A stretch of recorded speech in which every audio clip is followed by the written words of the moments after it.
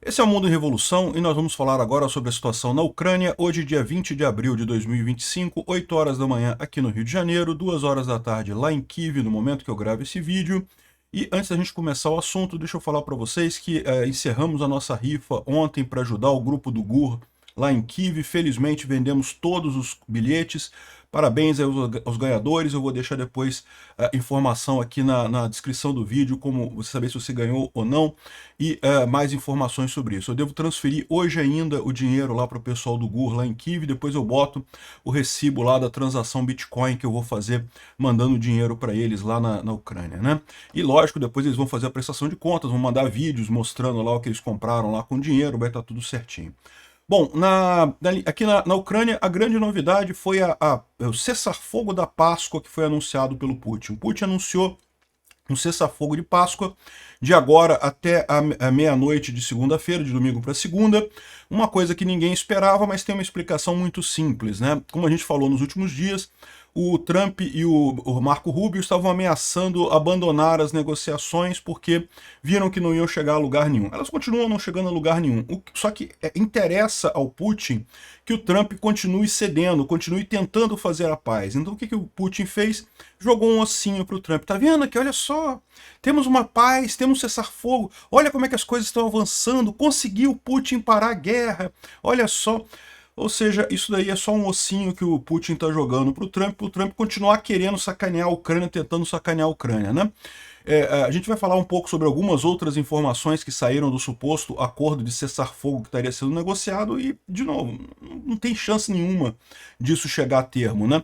Eles falam que está 90% concluído, só que lembra, acordos não tem esse negócio, a porcentagem não quer dizer que vai fechar o acordo rápido, porque os 10% que faltam é justamente a questão que não tem como acertar, porque um está com uma posição, o outro está com outra posição, né? Então, esse é o problema. Não acredito que vá ter nenhum cessar-fogo, mas o Putin quer que o Trump continue batendo no Zelensky, continue falando merda, continue limitando as ações da Ucrânia, né? Então ele jogou esse ossinho pro Trump, e o Trump, igual um cachorrinho obediente, vai morder essa isca com toda a força, pode ter certeza. E lógico, imediatamente após decretar o cessar-fogo, a Rússia atacou a Ucrânia. É lógico que aconteceria isso, né?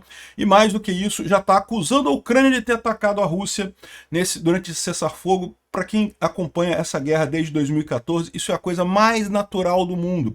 100% das vezes que teve cessar-fogo com a Rússia, o padrão foi exatamente o mesmo. A Rússia desrespeita o cessar-fogo, acusa a Ucrânia de estar desrespeitando o cessar-fogo. Vamos falar sobre esses e outros assuntos em detalhes. Essas notícias foram sugeridas por Ancap Tunes, não sou antissocial, mas odeio gente, e várias outras pessoas. Obrigado aí ao pessoal que sugeriu notícias lá no nosso site, no wrevolving.com, e obrigado a você que está assistindo o nosso vídeo. Se você gosta do nosso conteúdo, por favor, deixe o seu like e se inscreva aqui no canal, né? Pois bem, então, para a gente começar falando sobre a nossa rifa, fizemos o sorteio ontem da rifa, aqui na thread que tem lá no meu canal Mundo em Revolução, aqui o momento do sorteio, eu faço o sorteio aqui, tem os ganhadores aqui, né? O momento do sorteio, tá aqui, né, o nome do pessoal que ganhou, depois eu vou deixar o link para quem quiser ver lá se ganhou, se não ganhou e coisa e tal. Parabéns aí a todo mundo que ganhou. Muito obrigado a todo mundo que participou. No final conseguimos vender todos os bilhetes, está em cima da hora, mas conseguimos vender todos os bilhetes. E foi uma dificuldade, porque essa rifa teve o problema de que o Mercado Pago sacaneou, né? Normalmente você pode pagar essas rifas com o Pix ou com o cartão de crédito. Mas o cartão de crédito depende do Mercado Pago, e o Mercado Pago suspendeu minha conta, inclusive bloqueou valores lá, tá? Mas isso aí depois eu resolvo com eles na justiça, não tem problema não. Eu vou mandar o dinheiro lá para Kiev e depois eu resolvo esse problema lá com eles, né? E não sei se foi alguma Russete que fez denúncia no Mercado Pago, não sei o que houve, mas não tem problema, isso aí é fácil da gente resolver. A outra questão é como é que a gente vai fazer a próxima rifa, porque eu estou pensando que eu não posso mais usar esse sistema. Esse sistema aqui, para pagamento com Pix, ele funciona muito bem, o sistema da rifei.com, mas para pagamento com cartão de crédito está difícil. Então vou ver se eu procuro um outro sistema para fazer esses pagamentos e aviso a vocês, vamos ver como é que vai ser a próxima rifa. Aí vou ter que ter algum planejamento para fazer isso melhor aí, para não ter esse problema que a gente teve nessa rifa, né? Pois bem, Então tá aqui o nome dos ganhadores. O Marco Aurélio Andrade Matos ganhou o capacete, o William Lozano ganhou a luminária, Alexandre Muniz Ribeiro ganhou o token de aviãozinho de aço russo, Hernan Pablo Figueroa ganhou o conjunto de selos drones ucranianos, Cariston Frazin Boveto ganhou o conjunto de selos blindados ucranianos, Fábio Maia o pet do Trizuber, Sérgio Roberto da Silva, o pet do Serviço de Fronteira da Ucrânia, o Frank William Toff Maciel, o pet da Viva Cote, o Alexandre Castro Silva, o pet do Fazedor de Viúvas, e o Ameril Guedes Júnior, o pet da 84 OSB, desculpa, 46 OSB. Eu vou entrar em contato com esse pessoal ao longo dessa próxima semana, via o e-mail e via o telefone que eles cadastraram lá no site, para pegar o endereço direitinho, e também vou perguntar se o Marco Aurélio quiser trocar o capacete pela luminária, também vai ter esse direito, e a gente deve mandar aí ao longo da próxima semana, no mais tardar da outra semana. O dinheiro para o pessoal da Ucrânia vai hoje ainda, porque Bitcoin não tem feriado, não tem nada, mas essa semana aqui no Rio de Janeiro é feriado, vocês sabem, aqui no Rio de Janeiro é feriado dia 21 e é feriado dia 23. Então tá tudo fechado aqui, o pessoal praticamente emendou a semana inteira aqui no Rio de Janeiro, um mega feriadão por aqui. E ainda juntou com a Semana Santa, né? Então, enfim. Mas eu vou acertar isso, bem em breve eu estou mandando essas coisas pelos correios, né? Bom, a grande notícia do dia, de ontem para hoje, lá na Ucrânia, foi o cessar-fogo do Putin, né? Uma coisa meio inesperada, e como eu já falei para vocês, por que o Putin fez esse cessar-fogo unilateral, segundo ele, né?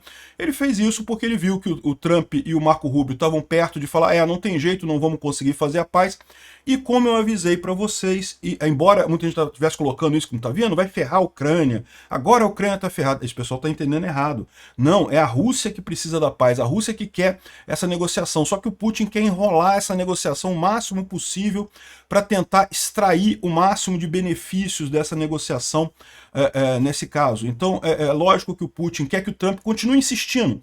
Vai lá, otário, continua fazendo merda aí, otário, me ajudando aqui, otário.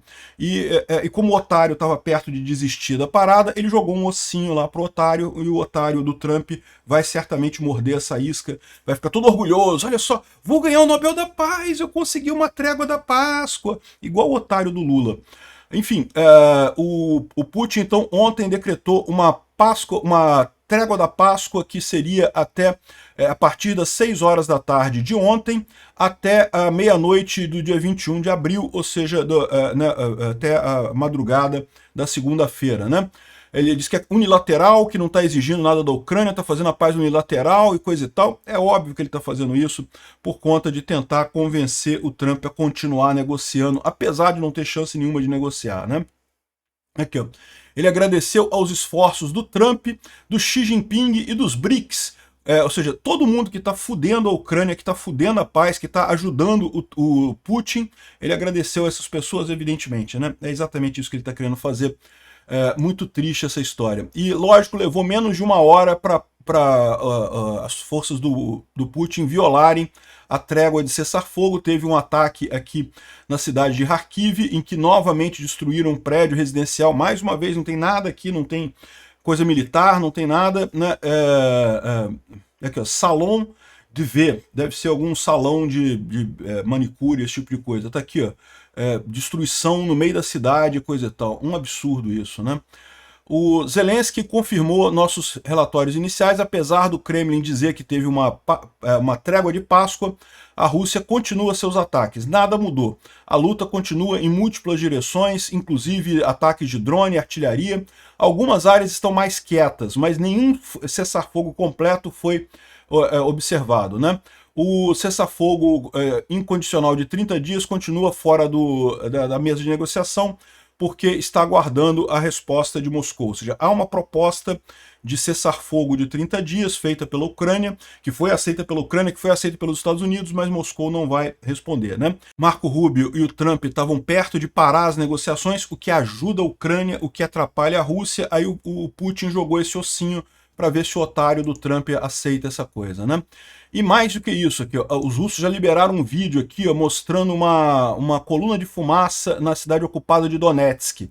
Já estão dizendo que os ucranianos atacaram Donetsk. Muito pouco provável isso ter acontecido. O Zelensky falou que aceitou, tá, a trégua. Ele falou que acha que é uma besteira, que é uma estratégia do Putin, mas que a Ucrânia vai aceitar porque a Ucrânia busca paz.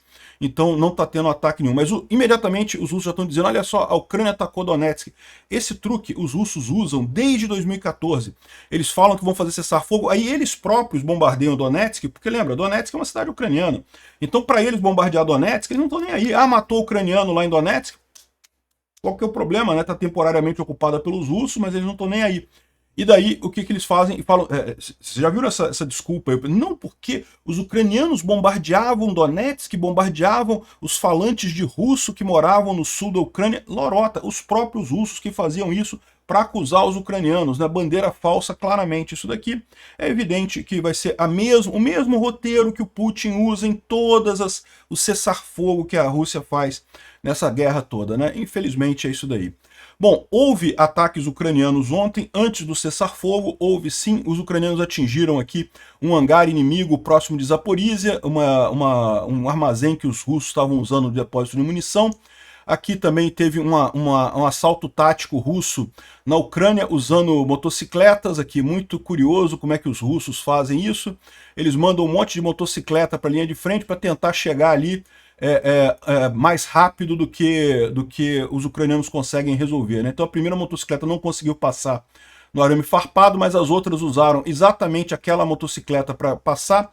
E é lógico, a maior parte desse pessoal vai morrer, mas né, a expectativa dos russos é que um ou outro consiga avançar alguma coisa ali, né? Que é um monte de motocicleta vindo aqui agora, usando esse ponto aqui para passar, para tentar pegar os ucranianos desprevenidos ali na linha de frente, né? Não vai acontecer, vão ser todos mortos, mas essa é a expectativa dos russos, que eles consigam avançar alguma coisa.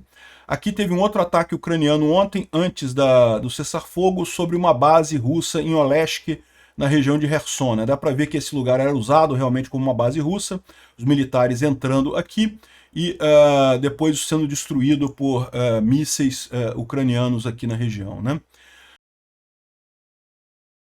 Outra informação preocupante, né? A gente já sabia que os norte-coreanos estavam mandando um monte de foguetes e mísseis para os russos, né? A Coreia do Norte tem ajudado a Rússia bastante. Agora, olha que coisa, a Rússia está precisando de ajuda da Coreia do Norte, né? Mas agora, pela primeira vez, a gente tem imagens de um lançador de foguetes norte-coreano, 240mm, M1991, que na Rússia, ou seja, isso aqui é uma arma norte-coreana em poder dos russos, é a primeira prova documental que a gente tem, embora a gente já soubesse que isso estava acontecendo, né? Bom, o Zelensky também recebeu um aviso do comandante Syrskyi antes do cessar-fogo, falando sobre as tropas ucranianas que continuam mantendo o território em Kursk, e também na região de Belgorod, nossos soldados conseguiram avançar e expandir a zona de controle em Belgorod, né? Ele está falando justamente dessa região aqui. A gente sabe que aqui, embora os ucranianos tenham saído de Sudzha, eles continuam mantendo uma área aqui em Kursk ocupada, e também avançaram nessa região aqui de Demidivka e Popovka. Essa região aqui da Rússia também está controlada pelos ucranianos aqui, e eles estão expandindo as linhas de controle por lá, né? Como uma nova tentativa do Putin de brincar com vidas humanas, neste momento tem alertas aéreos em toda a Ucrânia. Às 17h15, drones de ataques russos foram detectados nos céus ucranianos, ou seja, mais um ataque russo aqui de sacanagem. Às 17h15. Às 18 horas o Putin falou sobre o cessar-fogo, né? Enfim, e mesmo depois do cessar-fogo, ainda fez ataques ainda. Um absurdo isso. O blogger russo Veteran Notes está lamentando aqui a dominância dos ucranianos na questão dos FPV, né? Ele está dizendo que os FPV ucranianos acabaram impedindo um avanço da equipe dele. Sem uma solução sistêmica do problema dos drones FPV, qualquer manobra, principalmente manobras ofensivas, estarão ou destinadas ao fracasso ou então a ganhos mínimos com perdas desproporcionais. É o que a gente tem falado aqui. Os russos avançam muito pouco, isso já tem um tempo, né? Os russos avançam muito pouco quando avançam, e quando avançam ainda perdem muito para conseguir ganhar alguma coisa, né? O inimigo aprendeu como usar os drones FPV nesse momento e tem vantagem na forma de pequenos drones. Hoje nós estamos ficando para trás do inimigo, tanto na produção quanto no uso de drones FPV. Ou seja, o inimigo aqui no caso são os ucranianos, né? O blogger é russo, né? Enfim, em muitas áreas, na seção do front, na área de responsabilidade das nossas divisões, o inimigo usa uma média de 150 drones por dia. Nós usamos 50 drones na mesma área, ou seja, os ucranianos têm uma vantagem muito grande nisso daí.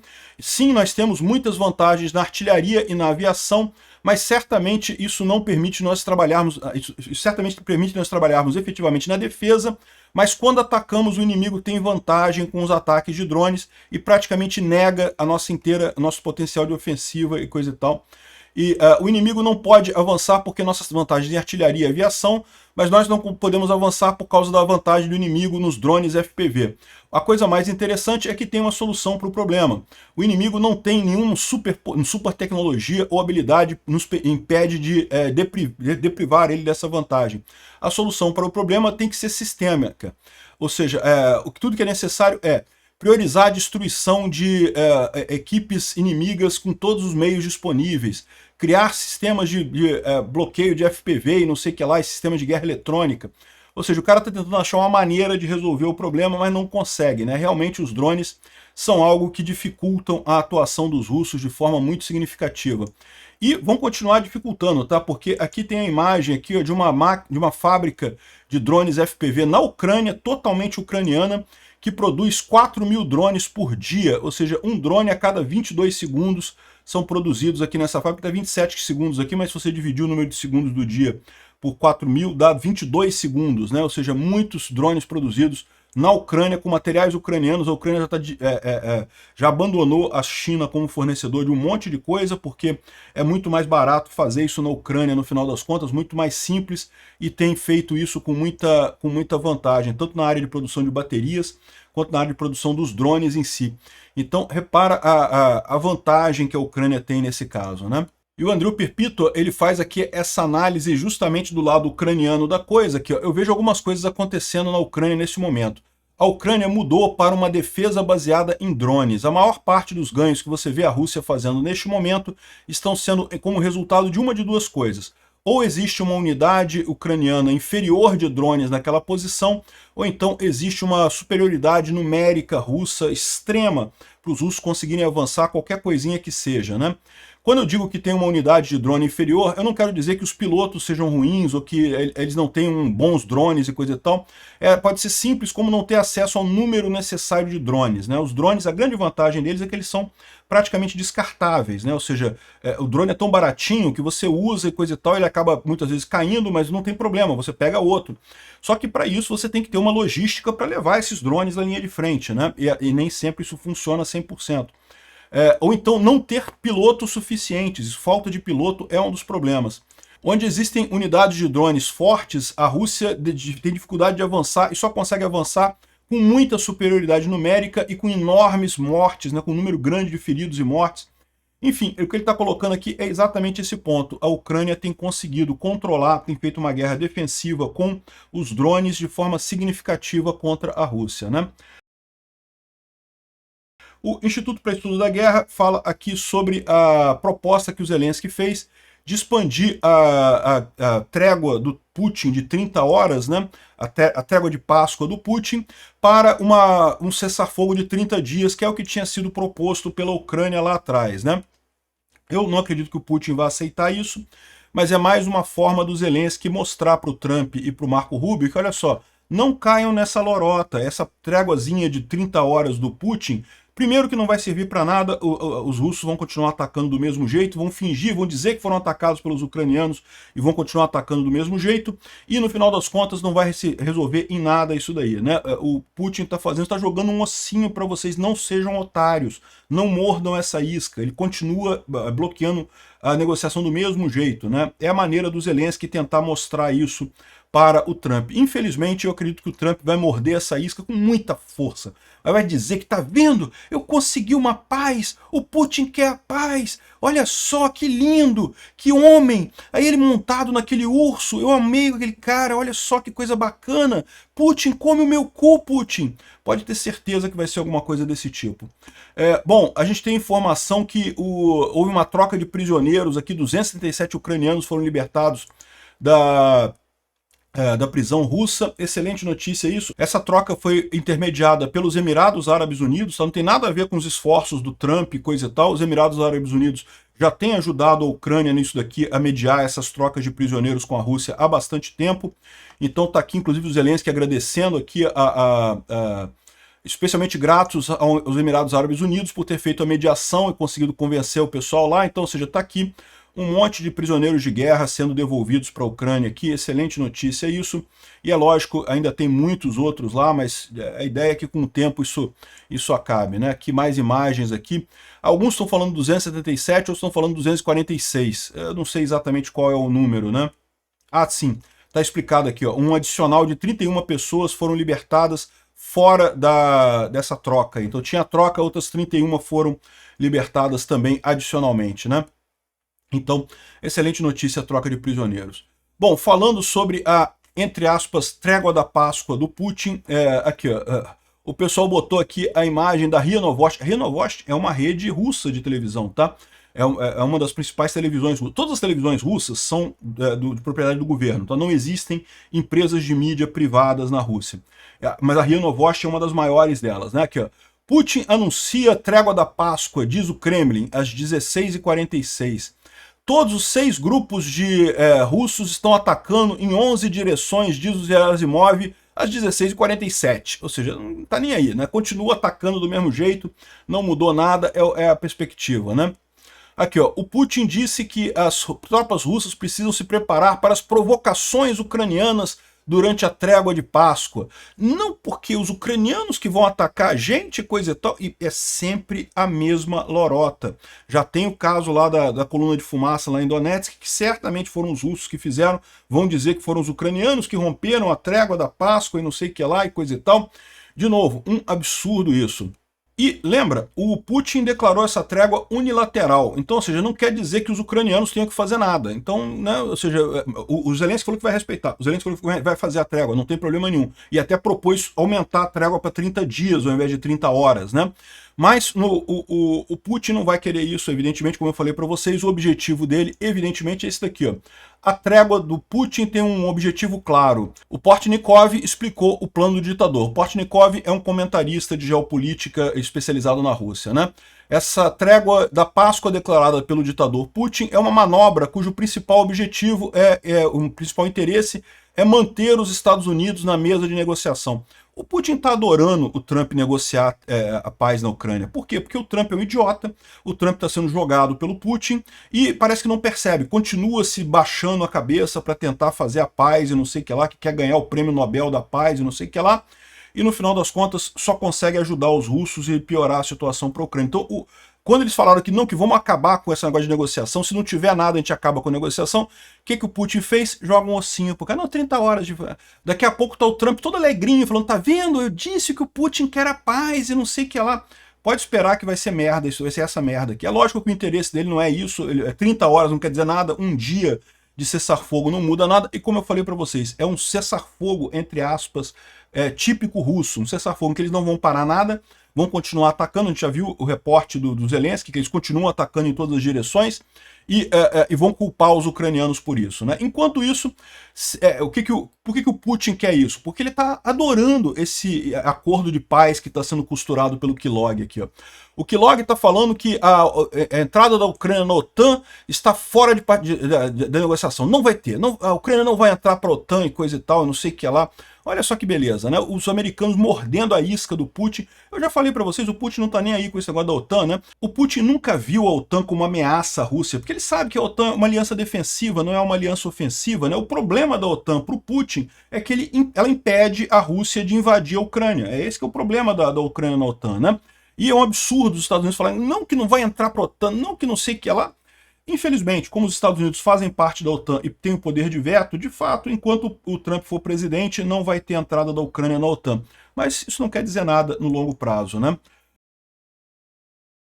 Aqui, ó. Enquanto isso, na televisão russa, já está o pessoal dizendo não, porque a Ucrânia já está pronta para entregar todas as regiões para a Rússia, não sei o que lá.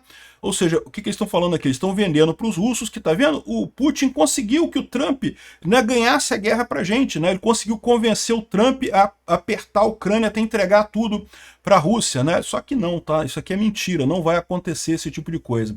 A proposta de paz que está circulando lá em Paris não tem a Ucrânia na OTAN, não tem tropas estrangeiras na Ucrânia, não tem apoio militar nenhum dos Estados Unidos para a Ucrânia, tem o fim das sanções à Rússia, a liberação dos ativos russos que estão congelados e permitir que a Rússia tome conta de todos os territórios ocupados. É o que eu falo para você. Aí o pessoal fala assim, tá 90% acertado o acordo. 90, não, isso aqui é os 10%, que não vai ter como acertar nada disso aqui, tem condições de acertar aqui. Ó. Estados Unidos, Europa e Ucrânia podem formalizar um cessar-fogo em breve, né, porque o Kellogg está lá na Europa, está negociando, diz que está muito perto, está 90% pronto de formalizar. De novo, 90% provavelmente tá? Porque tem um monte de outras coisas, né, que o pessoal concorda. Não, beleza, né? A questão é, os 10% que falta é justamente os 10% que ninguém concorda. Então não tem como acertar isso daí, né? Isso não é um quão próximo estão de um acordo, né?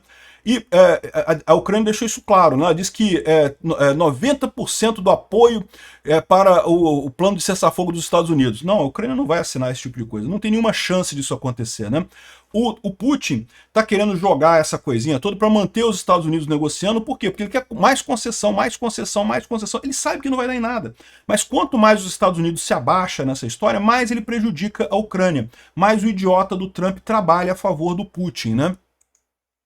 Bom, uma notícia interessante que está circulando por aí, um jornalista russo chamado Gabulev escreveu na revista Foreign Affairs, dizendo que a guerra na Ucrânia é um projeto pessoal do Putin, ou seja, que isso não tem um apoio tão grande dentro das elites russas lá no final das contas. Uma vez que o Putin vai embora, essa guerra da Rússia na Ucrânia deve acabar.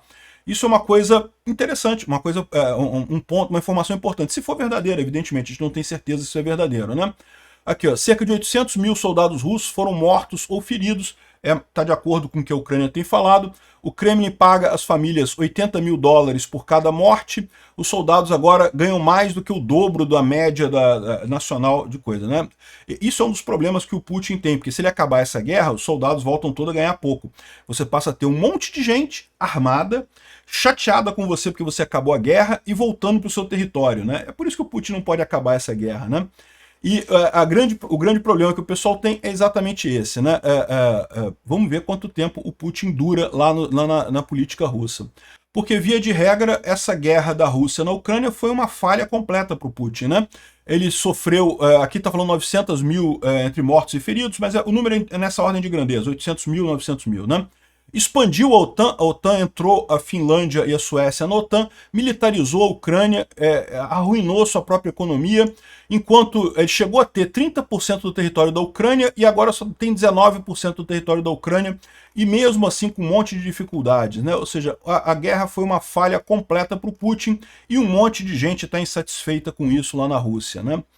Bom, a The Communist, aquela revista comunista que fala sobre economia, que finge ser uma revista sobre economia, mas só fala sobre socialismo, é lógico, como é de se esperar, é um porta-voz da Rússia, é Rousseff, o pessoal da The Communist, e estão falando, fizeram um artigo crítico do Zelensky, que é lógico, é mais uma parte do esforço russo para tentar convencer o Trump a continuar batendo na Ucrânia, batendo nos aliados, batendo em quem ele fez um acordo e ajudando o inimigo, ajudando o invasor, né? Aqui, ó. E outro ponto que está se comentando muito lá nos Estados Unidos é o problema que está tendo no Pentágono, né? O Pete Hegseth parece que demitiu um monte de generais lá do Pentágono, tem demitido um monte de gente, isso está causando uma certa revolta lá no Pentágono americano, né? Não vai acontecer em subordinação, evidentemente, mas vocês sabem, uma coisa é você comandar um corpo desse tamanho, né? Uma instituição do tamanho do Pentágono, de forma merecida, ou seja, com as pessoas querendo obedecer suas ordens. Outra coisa diferente é você se basear puramente no poder institucional, do tipo, olha, eu tenho que dar ordem, você tem que obedecer. Tipicamente o cara vai obedecer? Vai obedecer, mas vai obedecer dentro do limite, sem fazer mais nada além daquilo e da maneira mais lenta possível. E esse tipo de perda de controle dele sobre o Pentágono é muito preocupante, tá? Isso pode gerar uma instabilidade muito grande lá nos Estados Unidos. O Trump está deixando o cara controlar isso daí, está querendo fazer a destruição do Deep State, que eles chamam lá. E eu acho sim que muita coisa no Pentágono é gente inútil, que está lá, carreirista, ganhando dinheiro sem fazer nada que preste, mas ao mesmo tempo é um risco enorme que eles estão cometendo contra o Pentágono, estão destruindo a principal máquina de guerra americana nisso daqui, né? Quanto tempo que o Trump vai conseguir fazer isso? Vamos ver.